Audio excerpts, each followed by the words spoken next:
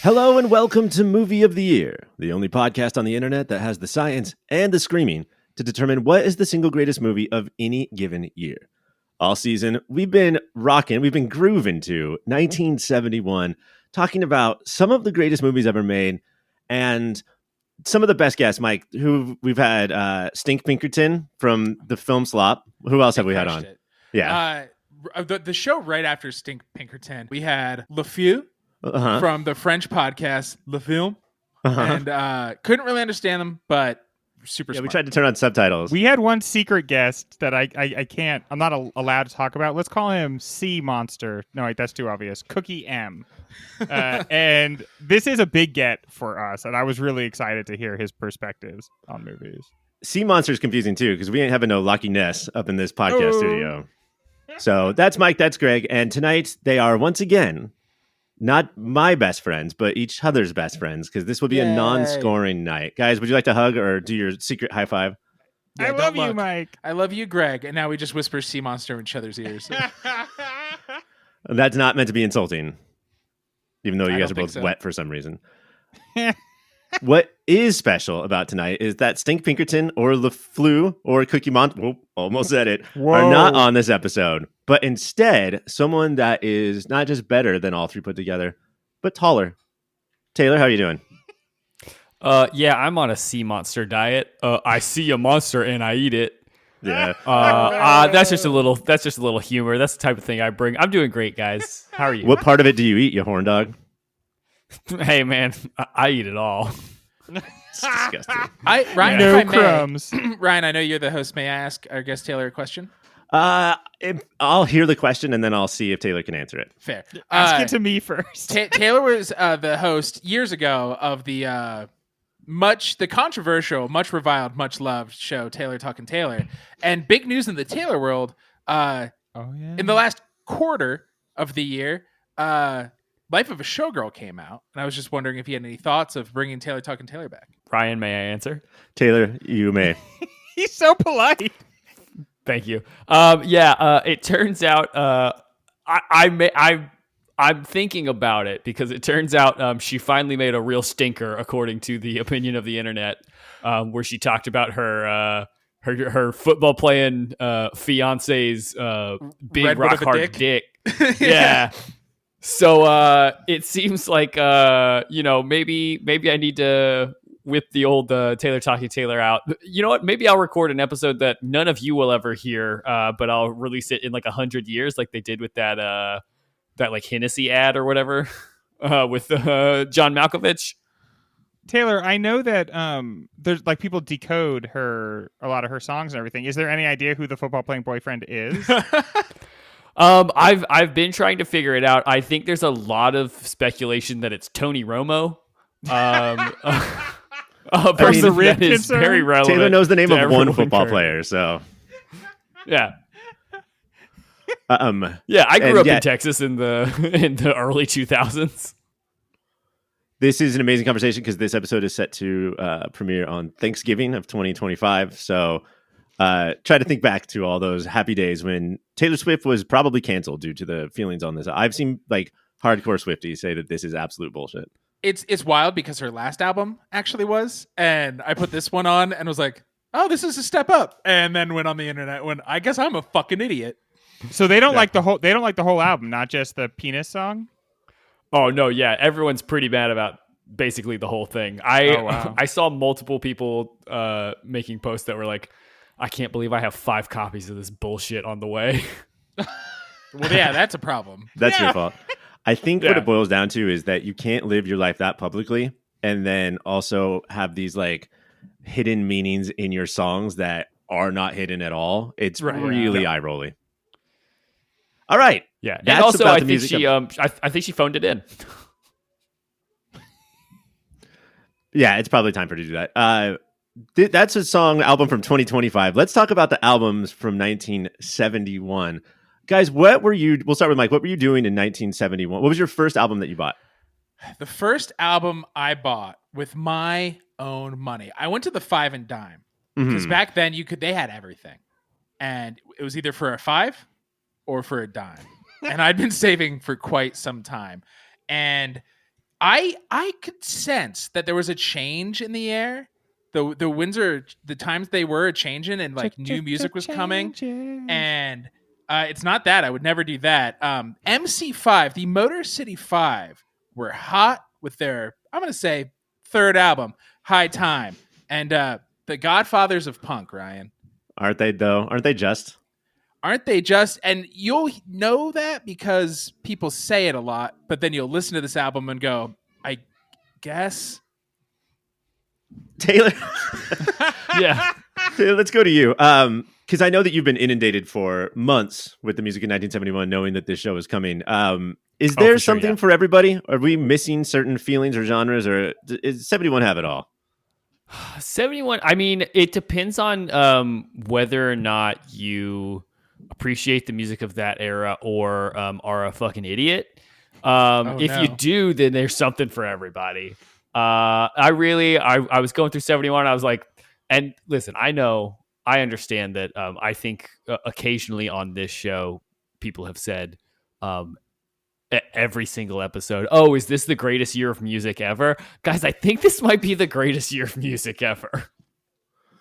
Yeah, this might be when culture of all sorts just peaked and then fell off rapidly. Greg, when you were going through it, did you feel like, and no giveaways, we're going to build a mixtape tonight. I'll get into that in a second. But like, were you leaning more towards the ballads that were changing society as we knew it? Or were you just ready to get off your little butt and bump around the room to some funk? Well, you have those options. You have that mix there. I think what I was most struck by the music of 71 was it reminded me a little bit of the movies, which like they make space for themselves. These songs, like they sort of like they're not.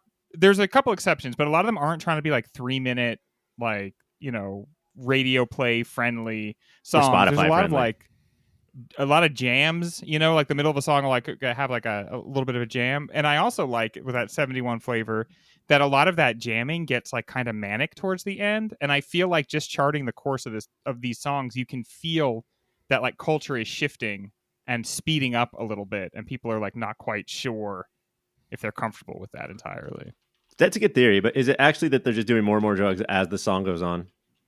Yeah, I think I didn't understand how much uppers were a part of 71 society until I really started like paying attention to the art of 71. I think a lot of these people are on an awful lot of like speed and meth, and they're just very wired. And I think we think of that with the 80s, but I think it also takes place in the 70s. All right, guys, we have been tasked to come here together and build the ultimate mixtape for 1971. We've been talking about movies forever now. So now we are going to collaborate. We're going to stop, then we're going to collaborate, and then we're going to listen to the mixtape that we make. We're going to take turns one at a time, but we're going to build it on the fly. So we're going to build it together in the order. The only truisms are that absolutely Taylor has the opener and Mike has the closer. I got that right? Yes. And thankfully, the Decembers did release a single in 1971. So don't worry. I already know what my closer is. Good. I'm going to go after Taylor. Greg's going to go before Mike. And then, of course, if one artist is chosen, then all of their songs are taken off the table. These are songs that were popular in 1971. So if one of them came out in December of 1970, let's not squeal too hard. Agreed? Agreed. I just learned this recently. This is what real music critics do. They say, it comes out in December, you are a next year album. It makes things easier. It makes life easier. So we're going to take a little break. And when we come back, Taylor's going to open this shit up. Taylor, before we do it, what are you looking for here? What's the kind of thing that inspires you to open up not just any mixtape, which you've done probably dozens of times, but the 71 of it all? This album is 71 coded. Let's get to the 71 of it. Yes. I'm looking to have a little bit of 1970 fun is what I want out of this. But I also want it to set the tone for everything. Like I think this isn't, necessarily the hardest rocking of the eras that we've encountered. So I don't want it to be too aggressive, but I also don't want it to be too light. I want something kind of in the middle. I'm going with a man that I love and respect, Mr. Marvin Gaye. What's going on? Oh, I feel like that's a perfect way to open a mixtape because what is going on? What's a mixtape? And it starts with people talking. Exactly. So you're like, I'm talking, they're talking, we're all at this party together. Exactly. we're all at this party together. The party is great. I'm having so much fun at the party. And such a good sentiment for 1971, but I also think like a great sentiment for 2025 because like, wait, what is going on? Yeah, man. Like, True. what words, is Greg. going on? But I think that he thought that by asking this question, it would get answered and everything would be fine. And he was wrong. So Dude, thanks, Marvin. Tale as old as time, am I right? I've lots of people recently in like giant polls and lists of critics and stuff have sort of moved this to the greatest album of all time over a Beatles album, essentially. And I'm all right with that. Yeah, I think this is one of the all-time greats. And if you disagree, suck it out of your ass. What's going on with Taylor, I think, is a better question. Okay, so it is to me. And We're going to put it. we started a groove. I have to go number 2. So give me 5 minutes. 5 minutes, I wish. What am I, 20? Yeah, dude. Youth. I think that we're going to keep it sort of quieter. I got some louder stuff for later. I got some loudies. But right here, I'm going to put Groove Me by King Floyd. He's not Pink. He is the king of Floyd. And not King Crimson. Not King Crimson. I was going to say, not King Crimson, not Pink Floyd. A little marriage of the two. Yeah, that's a bit of nepotism. Super group. That's a little reaching across the aisle. Now, I, of course, heard this song the way that all awesome white kids learn about songs, which was first the Blues Brothers covered it, and then it was used on the Swinger soundtrack. So there's 2 ways that you can find it, but it's a rad song. Want to sing a little bit of it? You got to groove me, baby. Oh, That is a good sookie, song. sookie now. Yeah, unfortunately, we don't have the equipment we used to play the song, so we're going to sing them for you. And Greg's song will be in 4-part harmony. Greg, where are you going and who's your artist? Okay. This was a tough one for me to try to like narrow this down to just 4 songs because the more research I did, the more I found myself very much like torn in a bunch of different directions. But I have to be true to me, and I'm going to go at number 3. The band is The Who. Now, this is a time of albums, and it's hard for some of these bands to pick one song off the album. For this one, though, it's actually not that hard for me. I'm picking Baba O'Reilly, sometimes called Teenage Wasteland. This is not just the perfect song for 1971, which is about like, you know, a kind of like a new lost generation. It's kind of like like the slow jam that I was talking about at parts that build into this like kind of manic, intense, like almost like sonic breakdown. And because of that, it is used in so many movies specifically for that part of the song where like right between the second and third act when everything is going from being awesome and cool to like everyone's going too far, too many drugs, like staying up too late, getting too loud. It is so important to movies. And I don't know if you've ever seen the Joe Pera skit where he hears Baba O'Reilly for the first time in like 2014 and he's just blown away by it and it's like it becomes the center of his life. That was me in like more like, I don't know, 2000 when I discovered Baba O'Reilly. It's just like, it's all I wanted to talk about, all I was interested in, and it couldn't be a 71 playlist without it. That is actually the exact experience I had with that song when I heard it in an episode of House MD. And I was like, man, this song, have you guys heard of this song called Baba O'Reilly from House? I didn't fully understand that like bands could just like have music in shows at that point. House original. Yeah. When you always talk about Taylor how you love house music, is that what you mean? Oh yeah, it's all of the songs that were featured on House MD. How many of the soundtracks do you have? You don't have all 7 of them, do you? Yeah, of course. Because they come with the DVD box sets, which I own all of. Of course. Yeah. I mean, it was huge in the late 90s, early 2000s. It was like rediscovered. It was on movies that we covered in our last season, but I specifically remember it in the trailer for A Bug's Life because the first line is out here in the field and where do bugs live? So it all made sense.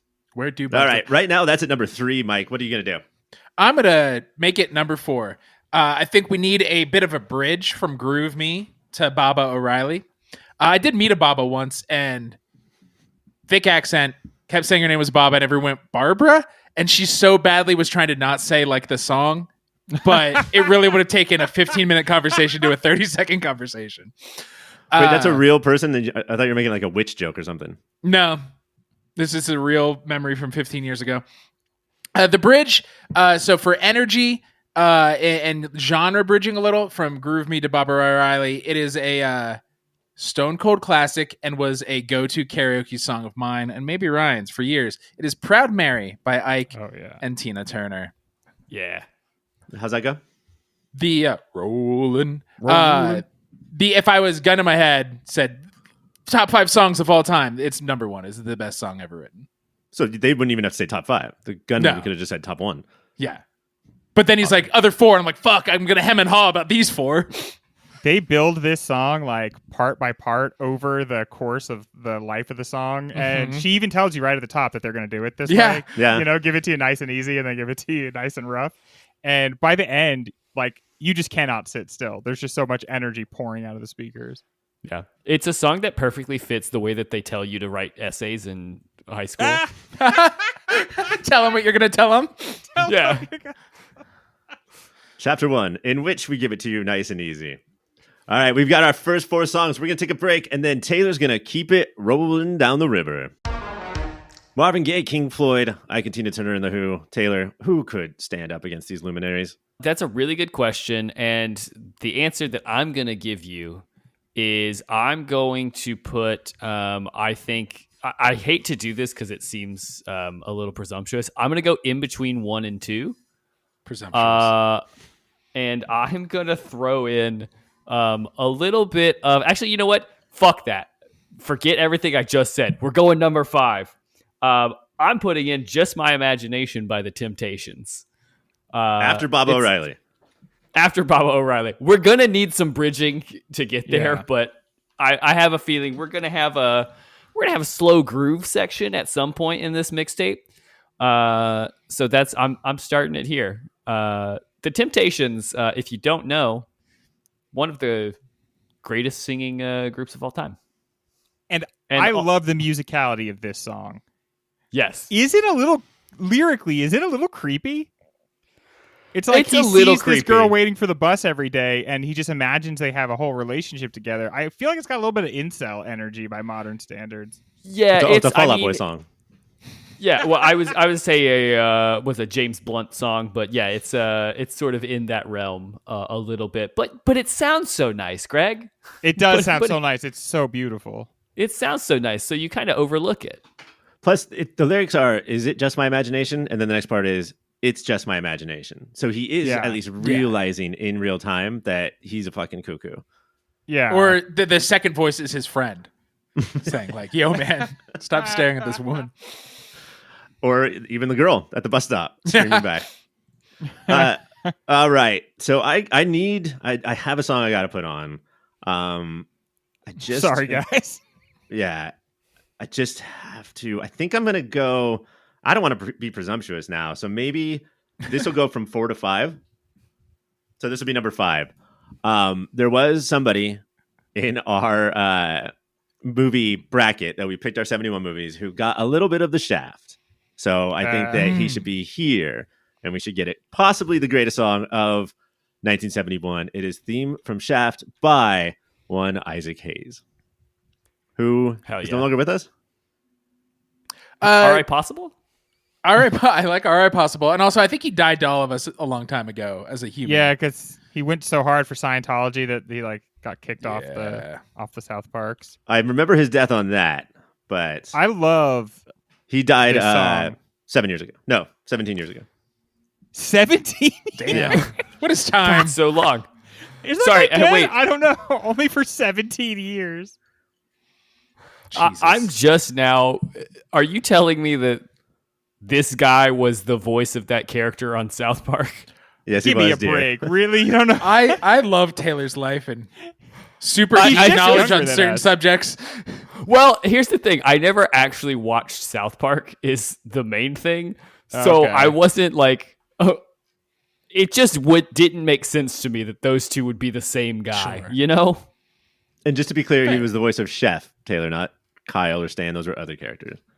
Chef. Oh, okay. Chef, for Isn't sure. it all rude when somebody is singing their theme song to the movie in the middle of it for someone to come in and shush them? He's just trying to talk about Shaft. I thought more that was songs Shaft should. saying that. In a woman's voice. Yeah. All right, so Shaft, you're on there. You're back on the show. Everything we did in the bracket has been forgiven. Let's go to Greg. What do you got? I love in the part of the song Shaft where they reveal that Shaft's first name is John. So his name's John Shaft. Shut your mouth. Oh my God, it's John Shaft. There's so much good music here to choose from. I'm trying to, I guess what I'm doing here, Ryan, is I'm looking at the playlist and I'm trying to see, like, I probably have tools to address some of the issues in the playlist. And I'm trying to see, okay, I'm going to go, and then I'm just going to do something that's like, going number 7. What tools do I have to address the issues in this playlist? I'll go last. But I do feel like there's an opening here because we've got kind of like a groovy beginning part and a kind of groovy end part right now. And I want to make sure we represent another movie classic song. Bill Withers with Ain't No Sunshine.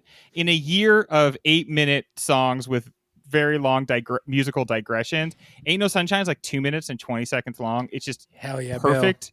It's like the exact length that it needs to be. And we just watched Notting Hill, and I'm still in my like Notting Hill hangover days, on a soundtrack that is completely like awful for Notting Corny. Hill.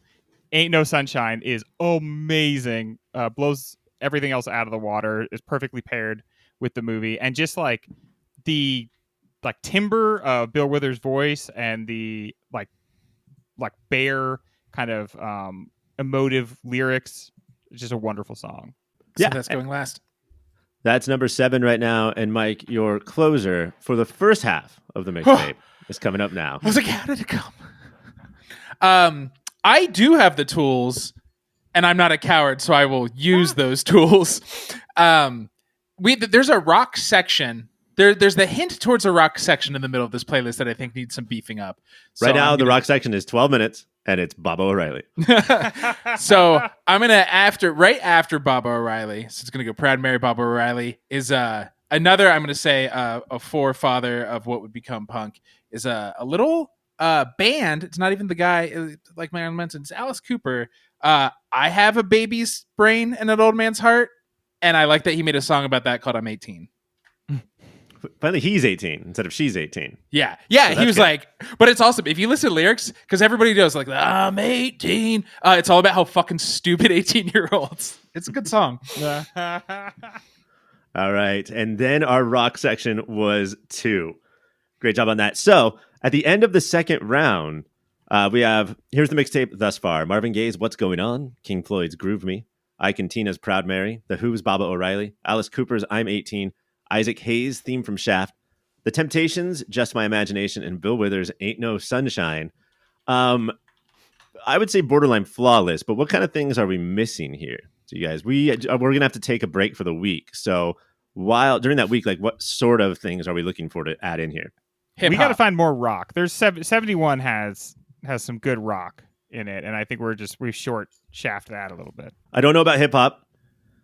That's going to be a little weird. I did realize, like, listening to music, and I love you guys. I appreciate you guys are so smart at things you are. You're like, oh, perfect year for music. I'm like, oh, when I did my research, I realized the genres I know the most about don't fucking exist yet. And that bummed me out. Yeah, there's no Skrillex. Yeah, where's the Version of- dubstep? Yeah, there's nothing back then. Taylor, what do you think we need? What are we missing? I mean, we are a little low on rock. We don't have any of the classic folk music going on here. This is for a party. Yeah, all the parties I go to have a guy with a guitar who sits in the corner and sings folk music about the struggle of the worker, and that's how I get my jollies off. Yeah, I think we've got one thing we're missing: 8 more songs. That's true. And with that, we're going to close this show out. Thank you, everybody. Thank you so much for listening to us. Thank you for you three. And I hope to see you guys back in 1 week's time. If not, please send like a surrogate to do your voting. Okay? All right. For Taylor, for Mike, for Greg, I am Ryan. And remember, keep listening to those 71 soundtracks to movies.